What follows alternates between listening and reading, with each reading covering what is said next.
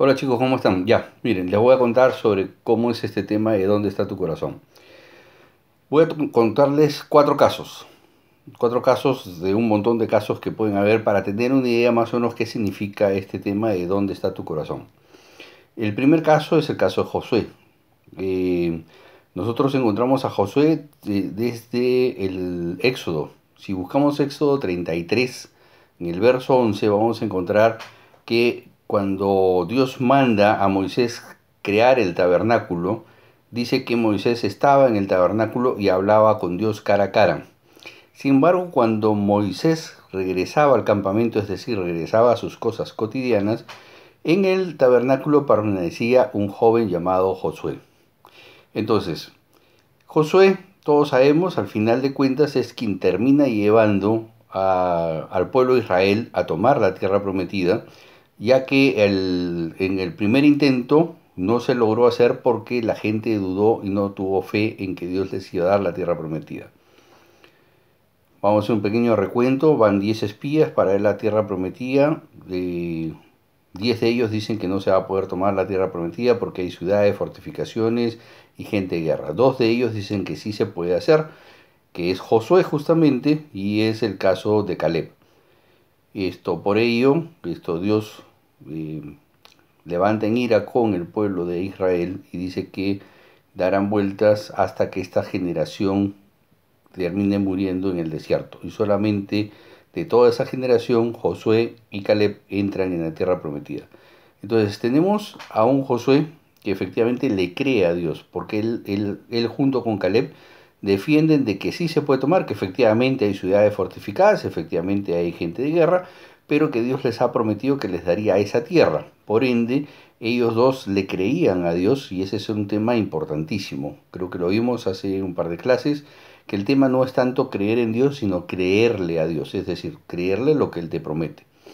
Entonces, ¿dónde está el corazón de Josué? Evidentemente, si leemos toda la historia de Josué, que se relata desde el Éxodo, Deuteronomios y el mismo libro de Josué, vamos a encontrar un Josué cuyo corazón siempre está metido en las cosas de Dios, o sea, siempre le está creyendo a Dios, siempre está confiando en lo que Dios va a hacer con él. El segundo caso es el caso de David.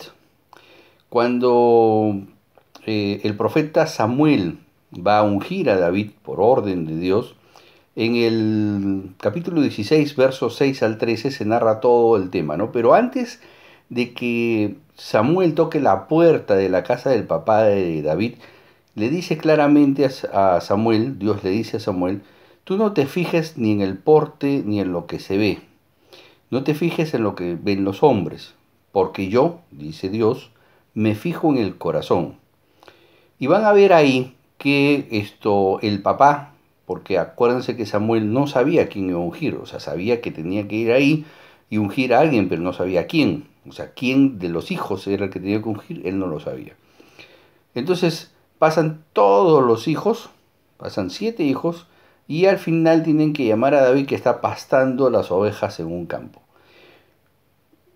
Miren el detalle, porque el papá empieza a llamar desde el primogénito, el segundo, el tercero, y todos eran hombres de guerra, todos eran mayores de edad, todas eran personas sanas. Sin embargo, Dios no escoge a ninguno de ellos por su porte físico, sino termina escogiendo a un pequeño muchacho llamado David, porque su corazón estaba puesto en las cosas de Dios.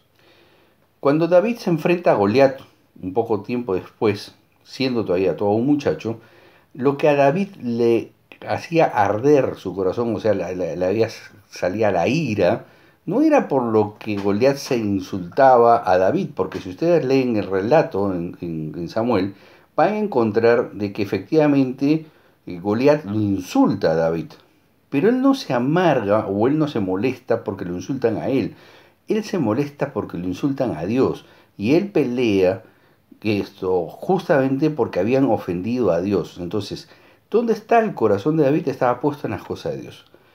Eh, Poco tiempo después, Samuel empieza a perseguir Saúl, el rey Saúl, que había sido ungido por Samuel, que fue el primer rey, empieza a perseguir a David. Entonces, en algún momento, David, que huía, se esconde o va a descansar en una cueva con sus soldados. Y entonces, coincidentemente, después Saúl se mete a esa cueva sin saber que estaba David ahí y también él se echa a descansar. Entonces los soldados de David le dicen, ya, mira, Dios te lo ha puesto en bandeja de plata, dale vuelta una vez y terminemos con este asunto. Sin embargo, David dice algo que es muy interesante analizar. Dice, ¿quién soy yo para levantar mi mano contra el ungido de Jehová? Nuevamente, no toca a Saúl no porque le tenga miedo, no toca a Saúl porque le tiene temor a Dios. Es decir, él está tratando de hacer las cosas correctas. Después, cuando él ya es nombrado rey, eh, logran recuperar el arca la vuelven a llevar a Jerusalén por orden de David, y el arca representa siempre la presencia de Dios, y eso es lo que representaba el arca. Entonces, cuando el arca llega a Jerusalén, David se despoja de sus prendas reales y danza delante del arca durante todo su recorrido hasta ser llevada a su lugar final. La historia es sumamente interesante, pero lo que quiero resaltar es el hecho de que a David no le preocupaba ser el monarca o ser el rey o que la gente se burlara porque él danzara delante del arca en el camino a su lugar final. Lo que le preocupaba a David era estar sumamente gozoso y hacerle sentir a Dios que él estaba gozoso de que el arca nuevamente estuviera en Jerusalén. El siguiente caso lo vamos a ver de Nehemías. En el capítulo 1, Nehemías está actualmente en Babilonia, está exiliado, fue llevado prisionero juntamente con los cautivos de Israel. Y entonces él se entera de que la ciudad de Jerusalén está totalmente devastada, que los muros están derribados, y él entra en una tristeza muy grande, y pueden leer todo el diálogo que sostiene Nehemías con Dios. Su oración es muy fuerte, muy profunda, en todo el capítulo 1, y entonces podemos ver de que el corazón de Nehemías efectivamente nuevamente está metido en las cosas de Dios. Él quería regresar a Jerusalén no porque extrañara a la ciudad, sino porque él quería reconstruir la ciudad, quería reconstruir los muros. Él estaba seguro de que esa era la voluntad de Dios, y podemos ver en el capítulo 2 cómo Nehemías intercede frente al rey para conseguir las cartas y poder ir a Jerusalén a reconstruir. Entonces ya tenemos tres casos donde estamos viendo dónde están las prioridades de estas personas. El último caso, para no ser muy largo este tema, está en Hechos capítulo 1 al 3. Acaban de apedrear a Esteban, y entonces dice que había un joven Saulo que consentía en la muerte de Esteban, y es más, termina el capítulo 3 diciendo de que ese día hubo una gran persecución en la iglesia y que Pablo respiraba ira o odio sobre los cristianos y que los arrastraba a las cárceles. Ahora, ¿dónde está el corazón de, de Pablo, de Saulo en ese momento? Y siempre lo vemos como el malo de la película porque él perseguía a los cristianos, pero en realidad no olvidemos de que su origen, el origen de Saulo, es un judío. Él consideraba, y acuérdense que Jesús fue acusado por el sumo sacerdote de blasfemia, por haberse autodenominado hijo de Dios. Entonces los cristianos decían que este Jesús era el Hijo de Dios, y por ende, acuérdense, de dentro del contexto judío, eso era una blasfemia. Es decir, Pablo estaba haciendo realmente lo correcto dentro del judaísmo. Él no estaba haciendo algo malo delante de Dios, él estaba haciendo lo que su corazón le decía que era lo correcto.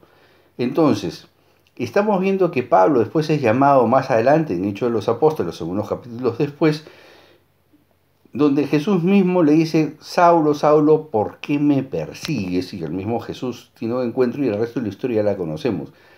Y esto lo podemos ver de que dónde está el corazón de Pablo. Pablo, como bien lo dice más adelante en una de sus cartas, dice: yo era fariseo de fariseos, es decir, de la ley el número uno, irreprensible en todo. Es decir, Pablo realmente, en su etapa judía, estaba realmente con su corazón en las cosas de Dios. porque no se menciona ningún otro perseguidor de la iglesia más que Saulo. Es decir, el celo de Saulo frente a las cosas de Dios era tan fuerte que él perseguía a la iglesia cristiana, no porque tuviera un odio hacia los cristianos, sino porque consideraba de que era una blasfemia hacia Dios el hecho de que alguna persona se haya autonombrado el Hijo de Dios, que es el caso de Jesucristo. Entonces, tenemos todos estos casos donde la prioridad de estas personas era las cosas de Dios. Donde estaban enchufadas su vida eran las cosas de Dios. Entonces, la pregunta es, ¿dónde nosotros tenemos nuestro corazón en este momento? O en nuestro día cotidiano, en nuestro día a día. Por ejemplo, eh, todos escuchamos música de algún tipo, dependiendo de la edad, cada uno tiene un gusto, desde música clásica hasta rock, etcétera.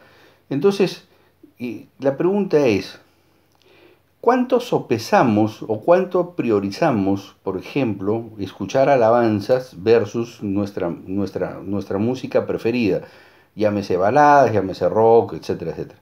Es decir, digamos que escuchamos 10 horas de música al día. Yo siempre digo, hay que tener un equilibrio, porque si nos vamos para un lado, ¿de dónde sacará después el espíritu para nosotros tener un sobrepeso en el momento de un conflicto, de una decepción? ¿Dónde está nuestro corazón? Si esas 10 horas nos pasamos 9 horas, 50 minutos escuchando rock y 10 minutos alabanza, es obvio dónde está tu corazón. Si tú logras hacer un equilibrio, y hay días que escucharás un poco más de alabanza, otro día un poco más del rock, entonces tú vas haciendo un equilibrio. ¿Cuánto tiempo al día meditas en las cosas de Dios? A lo largo de todo el Antiguo Testamento, siempre cuando hay una llamada de atención, dice Dios, y escribirás esto en las tablas de tu corazón y meditarás en esto de día y de noche. Es decir, yo les cuento un poco mi caso, yo voy de una obra a otra, manejo a veces de un distrito al otro, y a veces son 30, 40, 50 minutos manejando, en algunos casos hasta una hora.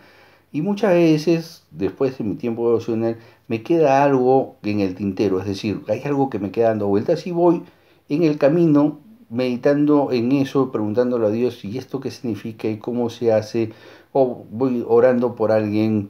Entonces, trato de hacer un equilibrio entre las cosas cotidianas de la vida y las cosas de Dios, tratando de darle prioridad a las cosas de Dios, porque al final de cuentas todo esto es un tema de disciplina. La oración también es una disciplina, el tiempo devocional es una disciplina, el estudio es una disciplina.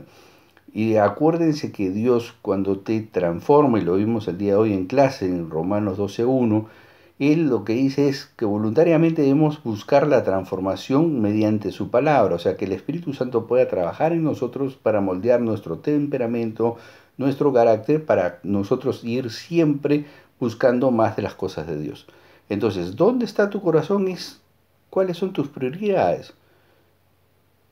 ¿Cómo poco a poco estas prioridades van cambiando?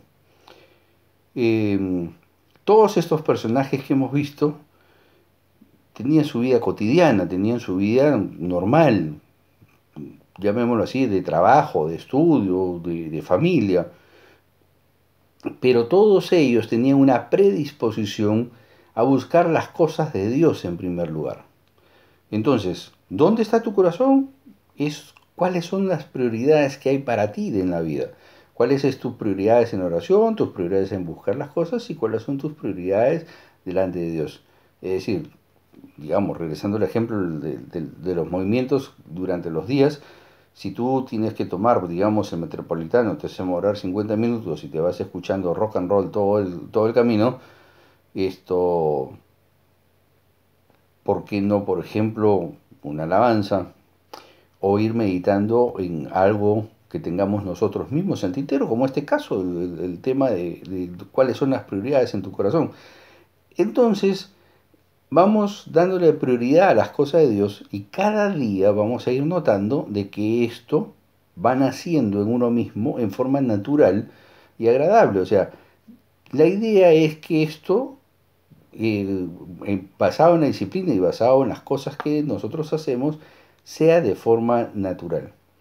Que nosotros, por voluntad propia, vayamos buscando cada día más las cosas de Dios.